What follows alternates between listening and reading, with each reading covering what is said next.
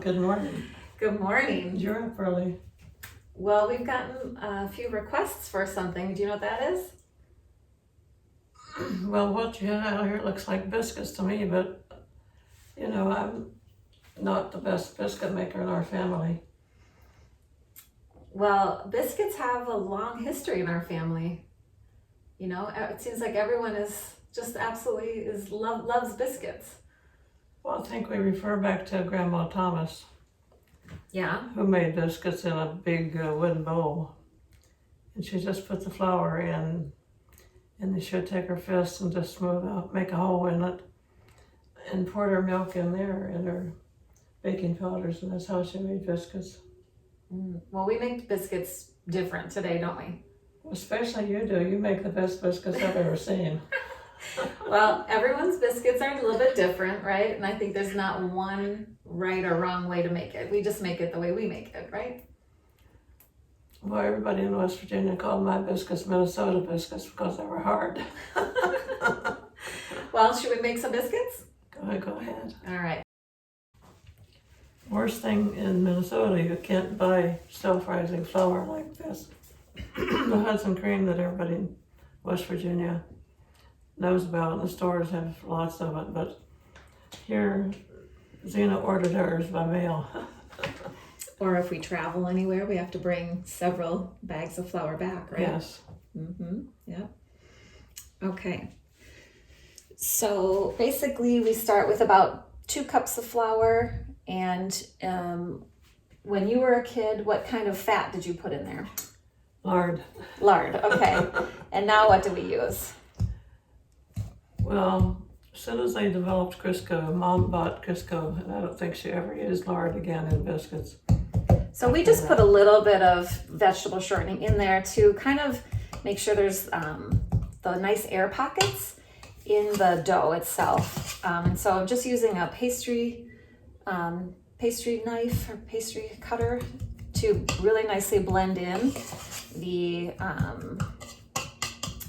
vegetable shortening. And then other things we have are this biscuit cutter, which you don't have to use a biscuit cutter. What else could you use if you don't have a biscuit cutter, Mom? Well, Grandma and your grandmother, my mom, always just squeezed it in their hand and just made a little patty, and then they shaped it with their fingers like this. Okay. And sometimes people just use like a glass or a pan, yes. Right? So because it's self-rising flour, it's got everything in it that we need, right? And so then we just put some buttermilk in there once we've mixed it up, right? So we'll get going on that. So I like a pretty wet dough.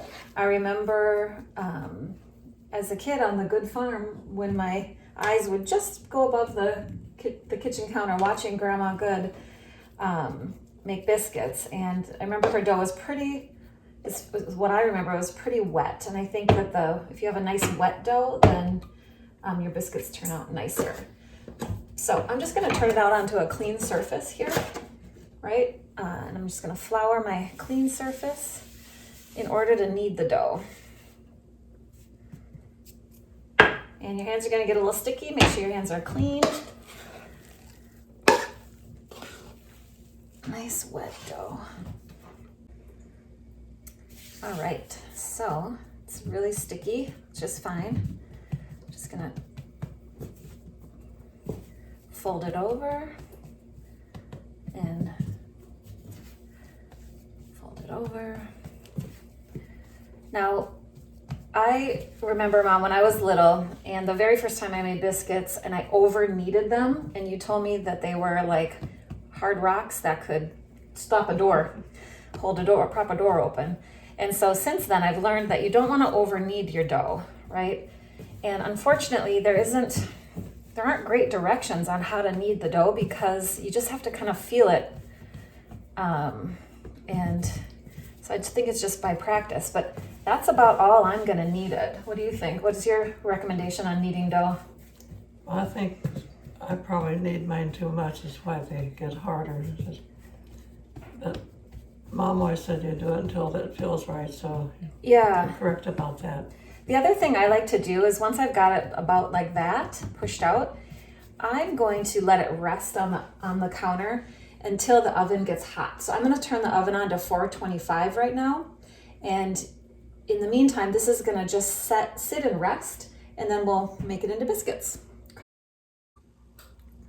Okay. Your dough looks like it's raised by now. Yeah, it's definitely changed over the last few minutes, right? So in the meantime, we have melted some butter in a cast iron skillet. The oven's hot. The dough is nicely rested. Now, because I don't shape the biscuits in my hands like your mom and grandma did, mine turn out to be kind of funny shapes. So I know they're not perfect, and that's okay. This is the way we like them. So just a little flour on my biscuit cutter. Now remember the dough, I'm going to remember that this is the top of the biscuit and it's been raising up this way, right? So you dip it in the butter and then you flip it over so that the top is facing up again so it can continue to rise up. And instead of cutting out perfect circles, I'm just going to kind of tuck in these edges and go and just keep using all the dough so I don't waste any dough. So again, I'm going to dip it, flip it, squish it in there. Tuck this in. See, it's not a perfect circle. That's okay. Dip it, flip it, and tuck it. Get those all in there.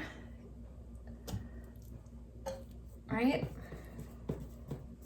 Still quite sticky underneath, but very nice and light and puffy already. So Mom, what did you always bake what temperature did you bake yours in? Usually 330. Oh, okay, much lower than I usually do. Yeah, I remember that old oven at the farm would only run hot. I'm sorry, I meant 430. 430. Okay, so about the same as I do then. No, the oven at the farm was extremely hot. It sure was. Her mom always said all the biscuits are going to burn, so she was checking them all the time. Yeah. And so I'm just gonna see where I can. So this last one is a funny shape, and I'm just gonna try and make it into a biscuit shape and squeeze it in there, nestled in there nicely. All right, we're ready to bake them for about 25 minutes. Well, they look beautiful. Well, your biscuits are done, Zena. They are about 25 minutes, 425 degrees. To golden brown. Mm-hmm. Yep. What do you like to put on your biscuit, Mom? Lots of butter and jelly. Some people put apple butter, some people put sausage, honey, right? But we just like regular butter and jam, right? Well, you always have to have a fork to get them out, I guess. Mm-hmm. That's true. And I know when I moved over here, I put a fork out. Ralph said he already had a lesson about fork etiquette with biscuits. Right. You don't squash them open, but you fork them open so, oh, they're nice and fluffy. Mm-hmm. That looks good. How's your biscuit, Mom? Very fluffy and tasty. It's really good. So I think you are our best biscuit maker. I don't know about that. So, do you have any biscuit memories? You talked about when your Grandma Thomas would make them by hand in a big old bowl. Well, then when she had leftover biscuits, she always put them in a pie safe. A pie safe? What's that? Well, it's a piece of furniture made of wood, and then the fronts are made of tin, and they're decorated with whoever made them. Well, they're probably homemade. They take a nail and pound holes in it into a design, so that puts a little air into the pie safe as well. And what's it for? Well, when I would open the pie safe, when I would be at Grandma's house, there'd be a big plate of biscuits in there, big giant biscuits. And you could always go in and during the day and get one and eat it. So, was it warm in there? or No, there was no heat in it because, we didn't have electricity in those days. We did not have refrigerators. So okay. But in my grandmother's house, there was an old ice box. Okay. An ice box was a fancier looking piece of furniture, almost like a refrigerator, but it'd be against the wall.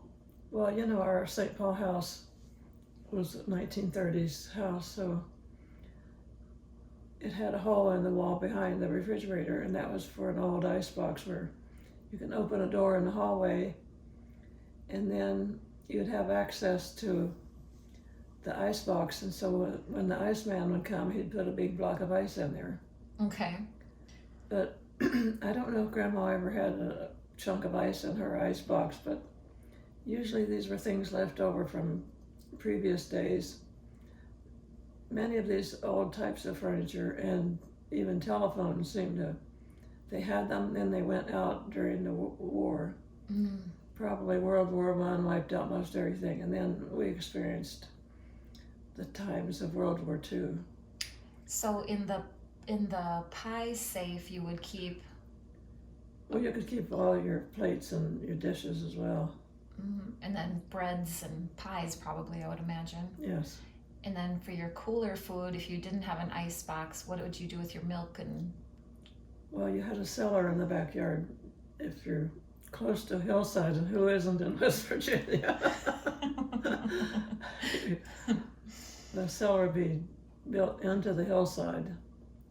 And some of them were very crude. They weren't much more than dirt. But the one we had in West Virginia had a cement floor and a little groove in the cement to let the water drain out, which would go out through a pipe out into the backyard.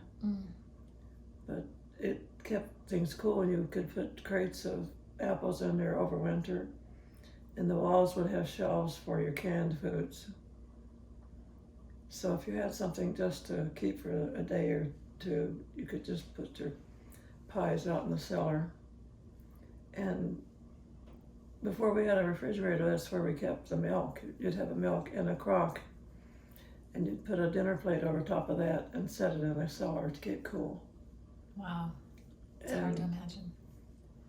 Then, of course, by morning you'd have cream on top of the milk, and that's what you would get to make butter. That sounds wonderful. And get the buttermilk that you use for your biscuits. That sounds awesome.